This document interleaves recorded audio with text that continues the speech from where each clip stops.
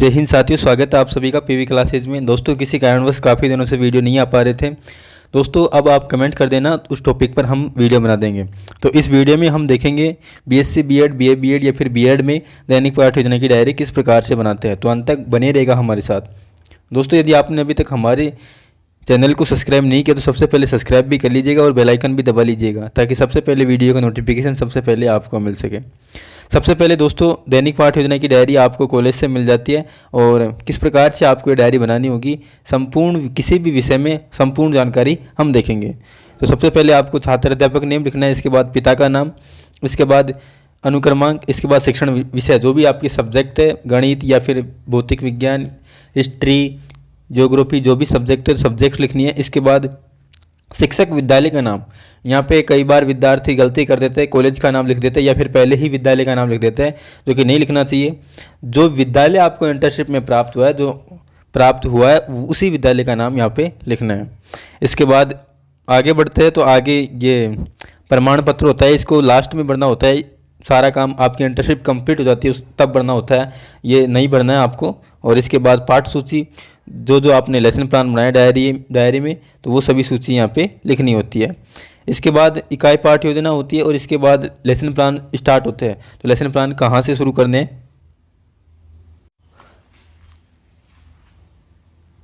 तो दोस्तों आपके इस डायरी में आगे जो खाली पेज दिए होते हैं तो उसमें आपको लेसन प्लान बनाना होता है। कई डायरियों में फॉर्मेट बना हुआ होता है और कई डायरियों में फॉर्मेट नहीं बना हुआ होता है। फॉर्मेट नहीं बना हुआ होता है तो आपको फॉर्मेट बना लेना है। तो इस प्रकार से बनाना है। सबसे पहले आपको लिखना है दैनिक पाठ योजना, इसके बाद दिनांक, कक्षा, कालांश, फिर विद्यालय का नाम, जो विद्यालय आपको इंटर्नशिप में मिला है, समय 30 से 40 मिनट रहता है, पाठ्य क्रमांक और पाठ्य प्रकरण है पौधों में जनन और विषय है रसायन विज्ञान। सबसे पहले आपको लिखने होते हैं उद्देश्य, अपेक्षित, व्यवहारगत परिवर्तन, ज्ञानात्मक। विद्यार्थी पौधों में जनन के बारे में प्रत्यय ज्ञान कर सकेंगे। विद्यार्थी पौधों में जनन के बारे में प्रत्यय स्मरण कर सकेंगे। अवबोध, विद्यार्थी पौधों में जनन के बारे में व्याख्या कर सकेंगे। विद्यार्थी पौधों में जनन की तुलना अन्य से कर सकेंगे। ज्ञानोपयोगी, विद्यार्थी पौधों में जनन से संबंधित ज्ञान को अन्य परिस्थितियों में रख सकेंगे। विद्यार्थी पौधों में जनन से संबंधित सीखे हुए ज्ञान का स्थानांतरण कर सकेंगे। कौशल, विद्यार्थी पौधों में जनन से संबंधित चार्ट बना सकेंगे। विद्यार्थी पौधों में जनन का चित्र बना सकेंगे। अभिरुचि, विद्यार्थी पौधों में जनन से संबंधित तथ्यों के बारे में अन्य सहायक सामग्री से अपने ज्ञान में वृद्धि कर सकेंगे। विद्यार्थी पौधों में जनन के बारे में विचार विमर्श कर सकेंगे। अभिवृत्ति, विद्यार्थी पौधों में जनन से संबंधित ज्ञान को अन्य विद्यार्थियों के साथ साझा कर सकेंगे। इसके बाद सहायक सामग्री में लेते हैं चौक, रंगीन चौक, लपेट फलक, संकेतक आदि। पूर्व ज्ञान, विद्यार्थी पौधों में जनन के बारे में सामान्य जानकारी रखते हैं। इसके बाद प्रस्तावना प्रश्न 4 से 5 प्रस्तावना प्रश्न करने होते हैं, जिसमें आपको लास्ट का क्वेश्चन समस्यात्मक प्रश्न होता है। छात्र अध्यापक क्रियाएं, विद्यार्थी क्रियाएं। सभी प्राणी वंश वृद्धि के प्रति किस प्रकार की आस्था रखते हैं। वंश वृद्धि की, वंश बढ़ाने के लिए वे क्या करते हैं। जनन, पौधों में जनन की कितनी विधियों से हो सकता है। अनेक विधियों से। पौधों में जनन की अनेक विधियां कौन कौन सी हैं। ये हो जाएगा समस्यात्मक प्रश्न। इसके बाद उद्देश्य कथन। अच्छा तो विद्यार्थियों, आज हम पौधों में जनन के बारे में विस्तार से अध्ययन करेंगे। इसके बाद यहाँ से प्रस्तुतिकरण स्टार्ट हो जाता है। इसके अंदर 5 कॉलम होते हैं। एक तो अध्यापन बिंदु, छात्र अध्यापक क्रियाएं, छात्र छात्रा क्रियाएं, श्यामपट्ट सारांश और विधि प्रविधि। सबसे पहले अध्यापन बिंदु है कायिक जनन। विकासात्मक प्रश्न करने होंगे। इसके लिए आपको 3, अपने जैसे नए पौधे बनाने की प्रक्रिया क्या कहलाती है। जनन। पौधों में जनन की कितनी विधियां है। 4 विधियां। इनमें से कायिक जनन विधि के बारे में आप क्या जानते हैं। ये हो जाएगा निरुत्तर। इसके बाद छात्र अध्यापक कथन करना है। बीज के अतिरिक्त पौधे के किसी अन्य कायिक भाग से परिवर्तित होकर नए पौधे के बनने की प्रक्रिया को कायिक जनन कहते हैं। विकसित पौधे समान गुणों वाले होते हैं, ये क्लोन कहलाते हैं। आलू, प्याज, पत्थर चट्टा, अदरक आदि में कायिक जनन होता है। कलम से भी नए पौधे विकसित होते हैं। जैसे गुलाब की कलम लगाने से नया पौधा उग जाता है। तो इस तरह से आपको समझाना है। विद्यार्थी ध्यानपूर्वक सुनकर तथ्य को समझ सकेंगे। और इसके जस्ट सामने आपको यहाँ पे श्यामपट्ट चिपकाना है। यहाँ पे ये विद्यार्थी ने श्यामपट्ट नहीं, छात्र अध्यापक ने श्यामपट्ट नहीं चिपकाया, तो आपको यहाँ पे श्यामपट्ट चिपकाना है। और श्यामपट्ट पर क्या लिखना है। श्यामपट्ट पर ये जो छात्र अध्यापक कथन बोलते हो आप, इसके है ना मुख्य बिंदु है वो लिखने हैं। जैसे उदाहरण है, ये सब चीज़ें आपको श्यामपट्ट पर लिखनी है। और विधि प्रविधि, जब व्याख्या करेंगे उस टाइम व्याख्यान विधि, जब क्वेश्चन पूछते हैं तब उस टाइम विधि प्रश्नोत्तर विधि हो जाती है। और इसके बाद इस तरह से आपको ये चित्र बनाकर विद्यार्थियों को समझाना है और आपको मिनीचर भी लगाना है आपकी डायरी में। इस तरह से आप मिनीचर लगा सकते हो। ये मिनीचर आपको स्टेशनरी की दुकान पर मिल जाते हैं, तो वहाँ से लाकर इन पर चित्र बना सकते हो और विद्यार्थियों को बड़ा चार्ट बनाकर समझाने होंगे कि इस प्रकार से होते हैं।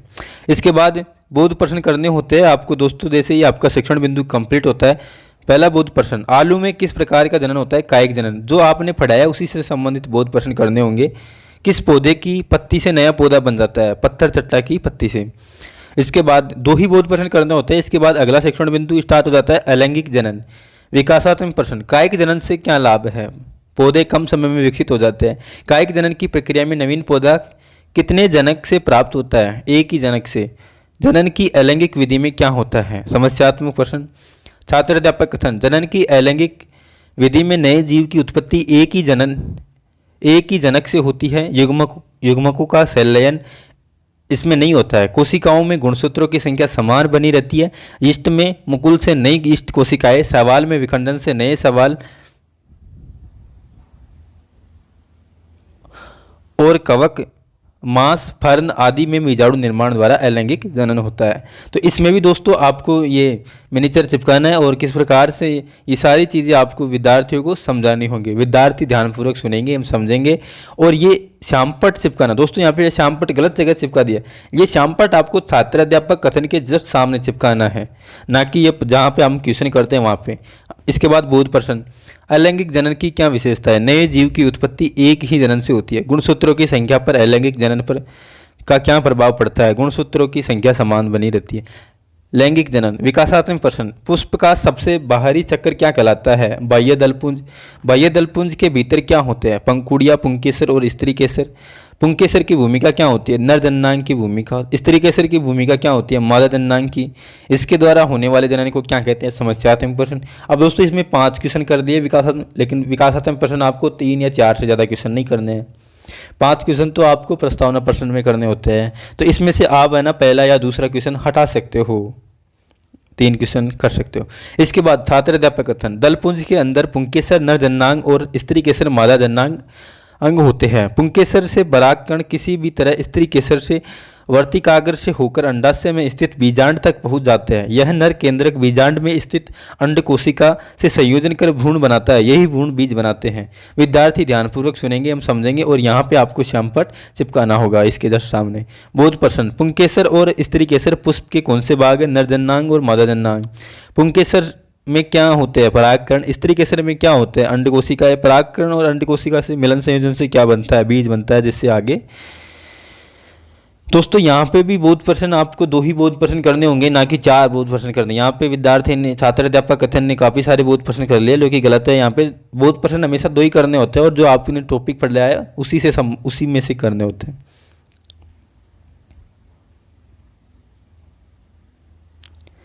और दोस्तों शिक्षण बिंदु भी आपके 3 ही होने चाहिए। ऐसे नहीं है कि 4 शिक्षण बिंदु आप ले रहे हो। तो यहाँ पे हमने 3 शिक्षण बिंदु ले लिए हैं, तो 3 ही शिक्षण बिंदु दोस्तों आपको लिखने हैं, ना कि 4 शिक्षण बिंदु। अब यहाँ पे इस टॉपिक में इस छात्र अध्यापक ने 4 शिक्षण बिंदु बना रखे हैं, जो कि आपको नहीं बनाने हैं। 3 ही शिक्षण बिंदु आपको बनाने हैं। अगर आपकी इच्छा है 4 शिक्षण बिंदु बनाने की तो आप बना सकते हो यहाँ से देखकर। इसके बाद 3 शिक्षण बिंदु होने के बाद आपका लेसन प्लान लगभग कंप्लीट हो जाता है। इसके बाद आपको मूल्यांकन प्रश्न श्यामपट्ट पर लिखने होते हैं। पौधों में जनन कितने प्रकार से होता है? इसमें ऑप्शन देने होते हैं। अलैंगिक जनन किस प्रकार होता है? लैंगिक जनन से आप क्या समझते हैं? अनिषेक जनन क्या होता है? ये मूल्यांकन प्रश्न आपको 3 शिक्षण बिंदु पढ़ाते हो उसी में से करने होते हैं। कोई भी क्वेश्चन रिपीट नहीं होना चाहिए। तो 5 मूल्यांकन प्रश्न करने होते हैं। अब यहाँ पे एक क्वेश्चन की कमी है जो आप अपने हिसाब से ऐड कर सकते हो। इसके बाद गृह कार्य, पौधों में जनन की विधियों को समझाइए। तो इस तरह से आपकी एक डेली लेसन प्लान कंप्लीट हो जाती है। फिर पर्यवेक्षण प्रश्न, यहाँ पे आपके जो अवलोकन करता है वो यहाँ पे लिखता है। जो भी आपकी कमियां हैं, 3 शिक्षण बिंदु होने चाहिए लेकिन आपके 4 है, तो वो सारे नोट वो यहाँ पे डाल देता है। जो भी आपने बोध प्रश्न में 4 बोध प्रश्न कर रखे जबकि 2 ही करने चाहिए, तो वो सारे नोट आपके यहाँ पे डल जाएंगे। इसलिए दोस्तों आपको गलती नहीं करनी है, आपको सही से ही बना लेना है। और इस तरह से यहाँ पे प्रधान अध्यापक के साइन हो जाएंगे और विषय अध्यापक के हस्ताक्षर हो जाते हैं। इस तरह से आपकी एक डेली लेसन प्लान कंप्लीट होती है। दोस्तों आप सभी विषयों की सभी लेसन प्लान की प्लेलिस्ट बनी हुई है, वहाँ पे जाके देख सकते हो। प्लेलिस्ट में जो भी आपको टॉपिक अच्छा लगता है उसकी वहाँ पे वीडियो देख सकते हो। जय हिंद, जय भारत।